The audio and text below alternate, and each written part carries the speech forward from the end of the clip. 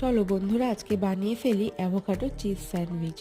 এর জন্য তোমাদের লাগবে একটা অ্যাভোকাডো, একটা ছোট পেঁয়াজ কুচি, টমেটো কুচি, সামান্য ধনেপাতা আর কাঁচা লঙ্কা কুচি। এবার অ্যাভোকাডোটাকে আমি ভালো করে দেখো স্ম্যাশ করে কেটে রাখা পেঁয়াজ, ধনেপাতা, কাঁচা লঙ্কা, টমেটো দিয়ে সামান্য নুন এবং সামান্য ক্র্যাশ করে রাখা গোলমরিচ দিয়ে ভালোভাবে মিক্স করে নেব। এবার পাউরুটির ওপরে এই মিশ্রণটিকে ভালোভাবে ছড়িয়ে দেব এবং তার উপর থেকে আমি চিজ কিউবগুলো গ্রেট করে দেব। চিজটা একটু বেশি পরিমাণে দিচ্ছি আমি এখানে, যেহেতু আমি চিজটা খেতে খুব ভালোবাসি। তোমরা যারা কম ভালোবাসো তারা কম দেবে, আর যারা বেশি ভালোবাসো তারা বেশি করেই দেবে। এবার দেখো, আর একটা পাউরুটি দিয়ে আমি এটাকে ঢেকে দেবো।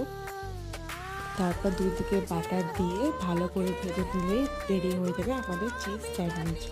তোমরা কিন্তু এটাকে গোটাও রাখতে পারো বা কেটেও খেতে পারো। টাটা।